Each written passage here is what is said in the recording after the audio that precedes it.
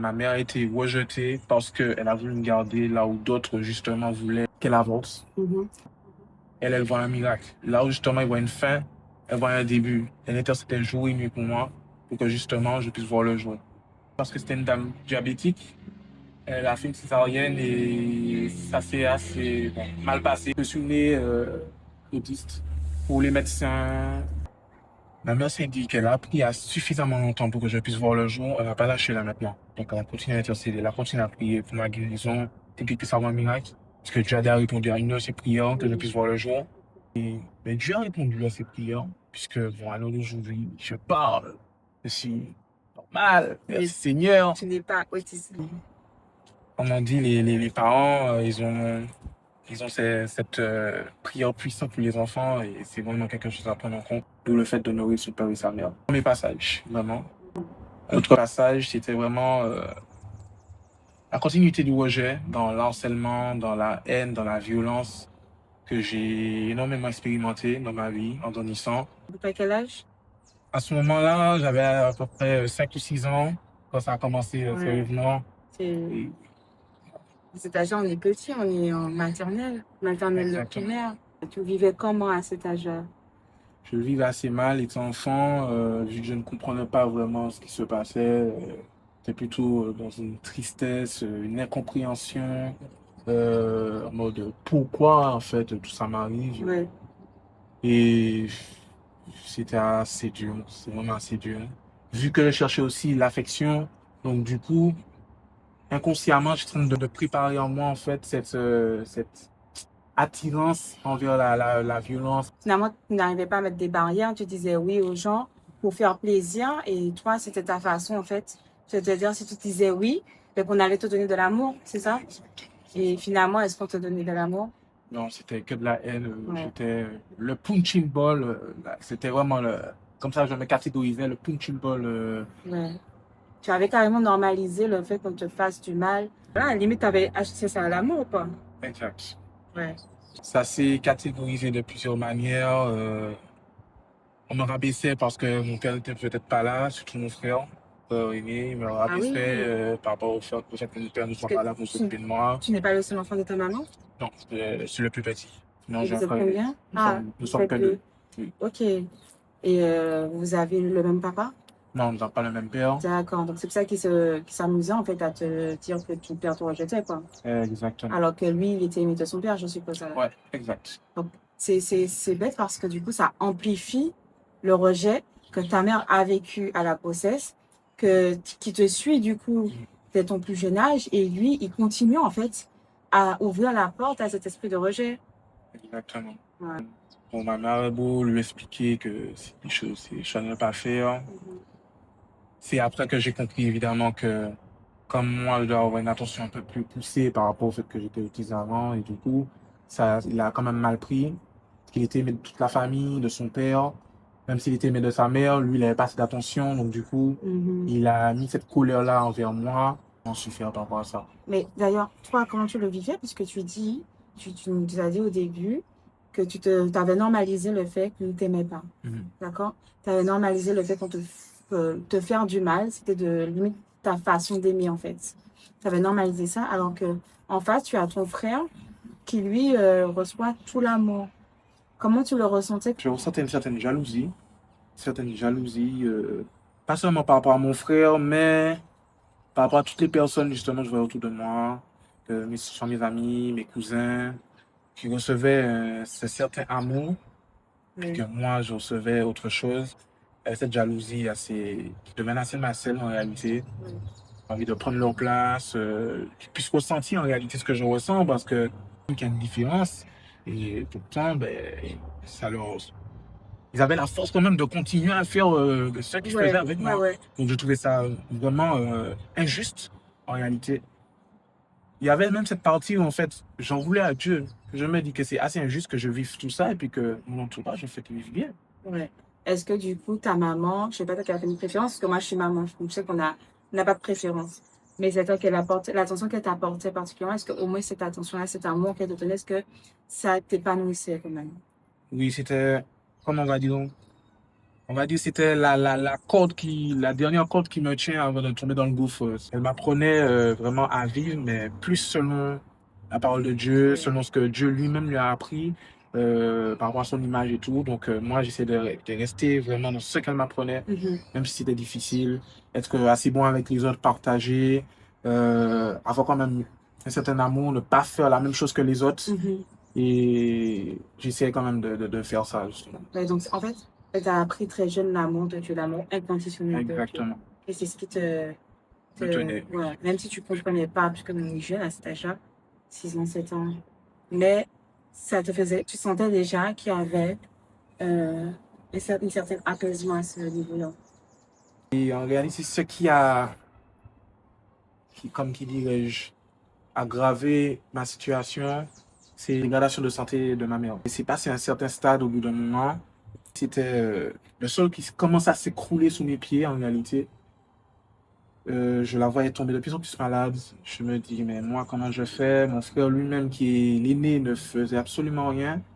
Donc, très tôt, très jeune, je dû prendre mes responsabilités. À quel âge à ce moment-là? À ce moment-là, je devais avoir entre 9 et 11 ans. Faire les papiers, CAF, tout ça, avec une dérogation, bien évidemment, pour pouvoir l'aider. Et j'ai vraiment appris tout, vraiment à me débrouiller, même s'il n'y a pas énormément de connaissances. Mais juste à maintenir une maison ou faire des papiers. Tu as été responsabilisé très vite, en fait. Exactement. Ok. Et tout en essayant de préserver ma mère, parce qu'en réalité, je me suis dit, c'est le seul joyeux d'une certaine manière. Je me suis vraiment mis au sport. Vraiment mis au sport, je me suis, moi, vraiment dans l'objectif de protéger ma mère. J'ai essayé d'apprendre vraiment à l'école pour avoir cette intelligence de faire plus. Puisque dans le monde où nous vivons, les personnes ont une certaine aversion envers les chrétiens. Ils prient le Seigneur, ils ont une amour avec le Seigneur. Et eux, peut-être qu'ils ont ce truc qui les empêche de voir en fait que Dieu est bon. C'est ce voile, en fait. Voilà, exactement. Et vu que ma mère vraiment partageait comme elle pouvait l'évangile et les personnes n'étaient pas forcément d'accord, surtout ma famille en premier lieu. Et juste une anecdote, hein. Ma propre mamie, sa propre mère, quand ma mère essayait de vraiment l'évangéliser, de parler avec amour et tout, elle se mettait à genoux et lançait des paroles de malédiction contre ma mère.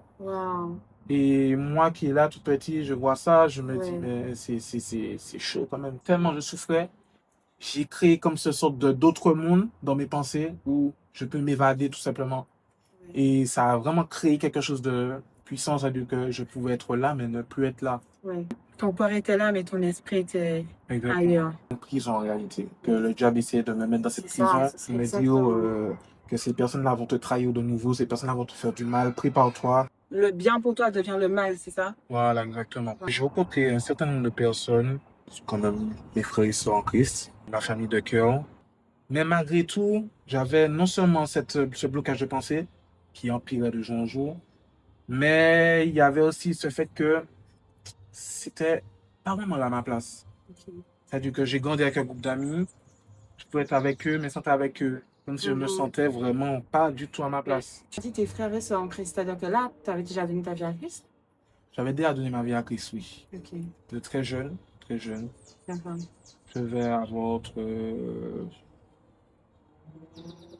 9 et 12 ans environ, où j'ai vraiment, pour ma première fois, j'ai accepté Jésus ma vie. Ok. Et tu allais dans une église, dans une assemblée? Oui, voilà, exactement. Ok, tu t'as enseigné quand même de la parole, tout ça.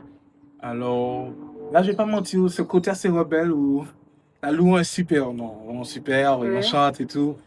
Le côté prédication. Ouais, où ça t'en Dodo. c'était, ouais. Et donc, du coup, forcément, tu ne retenais pas, hein, parce que tu n'écoutais pas le message. Voilà. Et tu restais du coup dans ce que l'ennemi t'avait fait croire que c'était ça la réalité. Exact. Qui était la prison en fait, parce que c'est comme ça que l'ennemi nous attaque.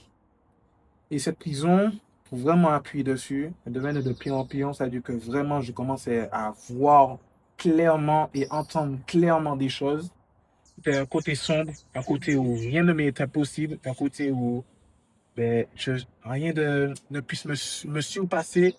Et ça a créé en fait une certaine orgueil qui fait que je peux être à côté de quelqu'un, mais je me comparais. à cette personne. Ouais, c'était un rebelle, quoi. Vraiment. C'était un rebelle, ouais. Voilà. Et quand je voyais quelqu'un de meilleur que moi, je vois un danger.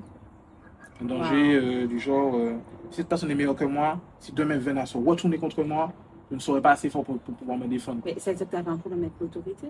Exactement. J'avais cette sensation, en fait, où je pouvais me faire confiance à moi seul. Donc, sans mentir, pour moi, je me parlais à moi-même. C'est un esprit que je parlais et me faisait comprendre quand c'était à moi que je parlais, que je me comprenais moi-même. Et ça a vraiment, ça fait grandir des choses vraiment malsaines en moi. J'étais quand même rempli de paroles de ma mère parce que quand même essayer de apprendre réellement ce que Dieu veut pour moi, les prophéties qu'il a mis sur ma vie.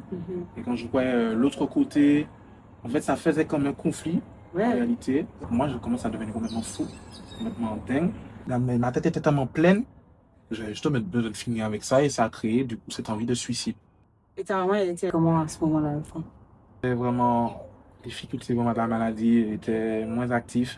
Du coup, il y a un jour, elle a perdu ses jambes. Perdu, ça ne lâchait pas, mais ça se sentait qu'elle était plus comme avant. Là où elle avait ce feu, ce zèle était moins fort. En réalité, je semais plus pour moi, puisqu'elle voulait quand même que, avec tout ce que je vivais, parce que forcément, pour prier autant, c'est qu'elle voyait de ses propres yeux que je vivais des attaques. Elle a fait des pasteurs prier pour moi, parce qu'elle voyait ces choses-là. Et même si elle se disait, elle disait, bon, comment moi je peux faire, elle se disait, non, tu vas faire. Donc, elle envoyait vraiment pour moi et pour mon frère, du coup, je oublié mon frère. Mon frère est rentré entre-temps dans la rue. Dans la rue, donc il a fait énormément de bêtises, il a mis énormément ma mère et moi en danger dans cela. Et du coup, ma mère avait un autre objectif vraiment de prière, c'est vraiment qu'on soit protégé pour pas que là, du coup, les attaques de la rue puissent venir aussi dans le foyer et vraiment détruire le foyer. C'est prié énormément aussi pour mon frère, puisque par rapport à la rue, ça l'a beaucoup changé. Il est devenu plus haineux, il avait clairement rien à faire de la famille. Et ça lui faisait, non, à ma mère, ça lui faisait vraiment mal. D'où le fait que moi-même, même si j'apprenais avec elle, mais je n'avais pas bon, cette attitude d'aller prier, quoi que ce soit. Je venais cette attitude de venir auprès d'elle, essayer de la soutenir comme je pouvais. Même la famille qui, quand elle me défend, ils ont une haine, presque envie de l'agresser. Et Les chrétiens, c'est pas le monde de bisounours. Donc, ça, c'est un peu pas constant. exactement. Et du coup, pour arriver à mes 17 ans, parce que c'est à mes 17 ans que là, tout a basculé. Cette corde qui me tenait, quand ma mère est décédée. Et quand elle est décédée, du coup, ben, je me suis vraiment senti vraiment tomber dans un gouffre, dans un abysse. Et que vraiment, le peu de lumière qui traversait les ténèbres en réalité, c'était éteint et j'étais entouré de ténèbres. Tu l'as vécu comment le décès de ta maman? Vraiment très mal. Vraiment très mal.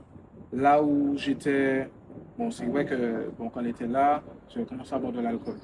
Mais là, je suis rentré fortement dans cet excès de l'alcool. Oui, j'ai expérimenté la cigarette.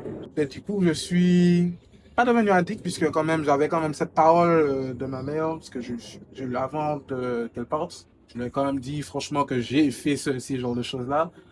Et bon, avec amour, parce que d'autres parents auraient pu faire avec. Voilà, elle a vraiment pris avec amour, elle m'a vraiment parlé, elle m'a dit que c'est vraiment des choses qu'il ne faut pas faire. Vraiment, continuer sur la voie de Dieu a mis pour moi dans ma vie. Et je me suis vraiment remis en question. Je me suis dit, bon, il faut que j'arrête de fumer. Bon, pour la boisson, c'était difficile. Un témoignage encore avant son décès, elle m'avait dit clairement qu'elle avait fait une vision que un esprit démoniaque venait près de moi, me prenait et me cassait en 5 parts. Et elle voulait intervenir, mais elle ne pouvait pas intervenir. C'est vraiment plus tard, en retournant vers Dieu, que j'ai pu sonder cela. Ces 5 parties, c'est les 5 années de souffrance que j'ai eues entre son décès et le fait que je suis revenu à Dieu. Wow. Et le fait qu'elle n'a pas pu intervenir, c'est qu'elle était tout simplement décédée. Malgré son décès, tu continuais toujours du coup à te rassembler avec tes frères et sœurs en Christ, à être enseigné, à aller à l'église? En réalité, c'est descendu crescendo. J'ai essayé d'y aller au début, mais après, au fur et à mesure, je commence à me désintéresser. Ben oui. Je me dis, j'avais en fait, en réalité, j'avais une colère envers Dieu parce que j'avais tellement crié à Dieu pour que justement il puisse la sauver de cette maladie, de la mort et tout ça, et que j'ai vu que ça n'a pas été fait.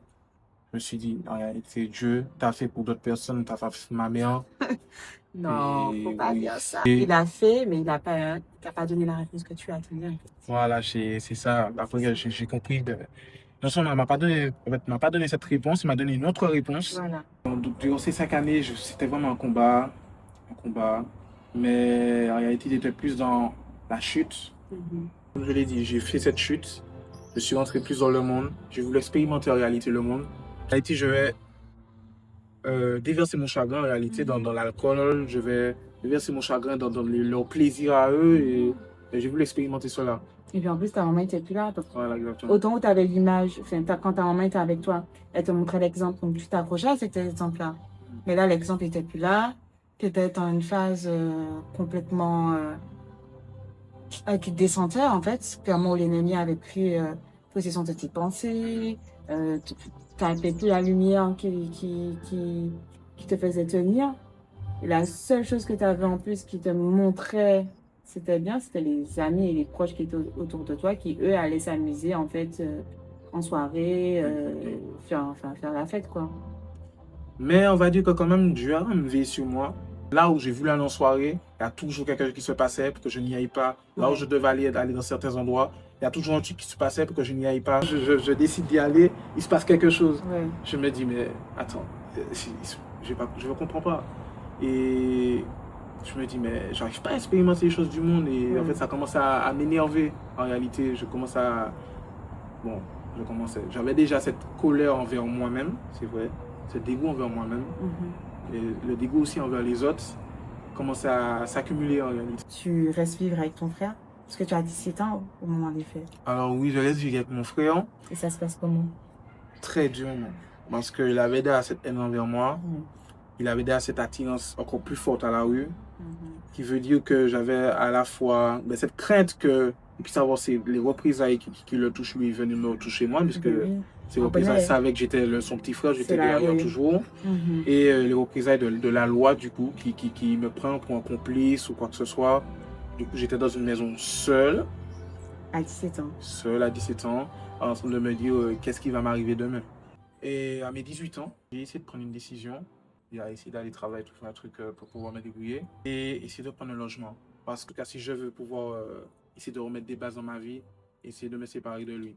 Donc du coup, j'ai cherché des moyens, les foyers et tout ça, mais... C'était toi-même en plus que tu fais le choix d'aller dans les foyers et tout? En réalité, je voulais faire ce choix, je me suis dit non. Dans les foyers, c'est assez compliqué également. Je ne pourrais pas avoir cette paix. Donc je me suis dit que ma maman a déjà appris les bases. Autant essayer de chercher un appartement. De dérogation, j'ai fait beaucoup de droite, gauche, j'ai fait beaucoup de demandes et il n'y a pas de réponse. Donc en réalité, là où justement, je me suis rappelé en réalité que ma mère priait énormément à son Dieu. À ce même Dieu qui a fait des exaucements dans sa vie, qui fait que moi je suis là. Donc même si j'y croyais pas forcément, je demandais à Dieu d'ouvrir cette voie en réalité pour que je puisse avoir un logement. À mes 19 ans, j'ai trouvé un travail, job vacances justement en mairie. La patronne des lieux est venue me voir. Il m'a dit justement, tu habites où? On a commencé à parler. Je dis j'habite avec mon frère, mais de chercher un logement pour moi parce que je suis quand même assez grand. Et tout. Donc elle me donne un contact à la CAF. Je commence à appeler l'assistance sociale de la CAF, lui expliquer la situation et tout. Elle m'a donné les démarches et tout. Là où Dieu a fait grâce encore, c'est qu'à ce moment-là, à part cette attente-là, j'avais rien d'autre. Et en fait, elle a mis cette conviction en moi que dans mon quartier, il n'y a rien d'intéressant, il n'y a pas cette relation. Et ça a créé en moi cette envie de créer quelque chose pour recréer cette relation qui fait que j'ai créé une association. C'est en train de créer en réalité la porte ouverte pour pouvoir avoir mon appartement. Wow. Et à ce moment-là, quelle est ta relation avec Dieu? À ce moment-là, je commence à retourner parce qu'il y a un voisin, quand j'étais petit, bon, c'était un de mes harceleurs. Mais en réalité, là où Dieu a encore fait grâce et Dieu m'a montré qu'il fait grâce, Dieu l'a changé. Wow. Mais du tout au tout, il est venu devant moi, il m'a demandé pardon. Je me suis dit, Dieu a fait des choses dans sa vie, donc je dois écouter. Il dit, envoyer quelque chose que Dieu a fait pour lui. je veux bien ce changement-là aussi, du coup. Moi, je l'ai suivi. On a commencé à ouvrir l'église. Au début, c'était à droite et à gauche. Il priait. Au moins, j'avoue que j'avais pas cette relation avec Dieu. Donc, tout était, même si c'était pas vraiment nouveau ce que j'entendais, mais c'était nouveau ce que je faisais. Oui. Là, ce temps-là, j'ai vu des accomplissements. J'ai vu même des songes. Moi, je commençais vraiment à avoir ce zèle, cette envie. Ouais, c'est ça. Et je me suis dit, Seigneur, je veux plus en réalité. Et ce qui a en fait gâché tout, c'est un moment. J'avais eu cette angine qui était extrêmement forte sur moi. Ouais. Du coup, j'ai arrêté de faire un moment. Je ne comprenais pas, ça venait dans ma tête. Je me dis, mais tes frères et sœurs là, dans l'église, là, pourquoi tu n'appelles pas? Cette pensée-là qui venait. Ouais. Donc, moi, à un moment, j'envoie un message. Je me dis, bon, les frères, comme ça. J'ai bien aimé compris pour moi, pas trop, comme pas trop cette envie, pour moi, c'est comme ça que je voyais, pas un pied pour moi. Mais il y a d'autres trucs qui venaient dans ma tête, mais pourquoi je ne viens pas te voir? Il avait dit, si les autres venaient te voir. Donc, des trucs négatifs en réalité. Est-ce que tu penses qu'à ce moment-là, pourquoi qui te parle à ce moment? Est-ce que c'est quoi? Est-ce que c'est Dieu? Est-ce que c'est l'ennemi? Est-ce que qui te parle? En réalité, pour moi, c'est moi qui me parlais et pour moi, me disais moi-même la vérité. Ouais. Et en 25, du coup, c'était l'ennemi. Du coup, après mon manger, j'ai parlé sincèrement avec cette fille que j'aidais, Le pasteur de l'église. il m'a repris, mais je n'ai pas pris cette réprimande comme une bonne chose. Parce que je lui ai dit, mes amis qui sont dans le monde, eux-mêmes venaient me voir. Ils disent non. J'ai fait conflit avec lui. Et du coup, moi, j'ai arrêté net d'aller à l'Assemblée. Il m'a fait revenir dans le monde. Je lui ai fait cette grâce que je puisse avoir mon logement.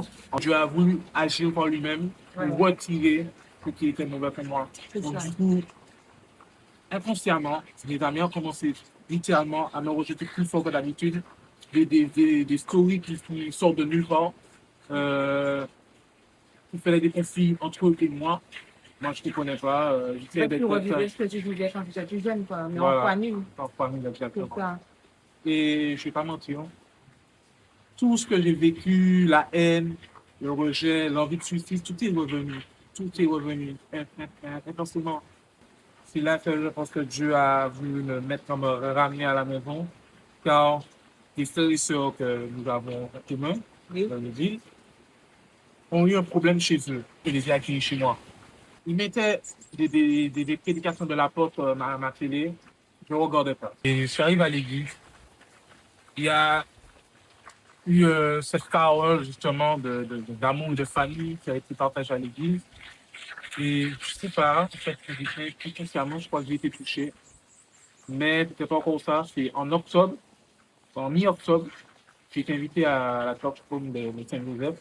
Naturellement, je peux quand même dire l'été naturellement, j'ai été touché. Ça a fait cette déclic. Je me suis dit, si je vais à la Church Home, je peux retourner à l'église. Ce n'est pas là où j'entends le pardon. Dans toutes les églises, là, ça a fait un chamboulement dans ma vie. Je me suis dit, il faut que je demande pardon. Je me suis dit, mais pourquoi maintenant? Ça a chamboulé et je me suis dit, bon, je vais commencer à demander pardon. Mais est-ce que dans l'autre église que tu allais, est-ce que tu avais déjà entendu des prédications sur le pardon? Oui. Et est-ce que ça t'avait touché? Non. Ok. Qu'est-ce qui a fait qu'à Renaissance, le fait qu'on te parle du pardon, là, ça t'a touché? C'est cette présence de Dieu. Parce que non seulement mon cœur a senti que c'était sa place, que c'est là où je allais grandir, mais que c'est là en fait que j'allais vraiment expérimenter pour la première fois une relation sincère et unique avec Dieu. Amen. J'ai été conduit par le Saint-Esprit. Voilà. Et là, j'ai vu des flashs. J'ai vu des flashs, les moments où j'étais triste, les moments où j'étais touché dans mon lit, les moments où en fait je vivais mes moments difficiles, où en fait j'étais assis à côté de ma mère, où tous ces moments-là, Jésus était à côté de moi.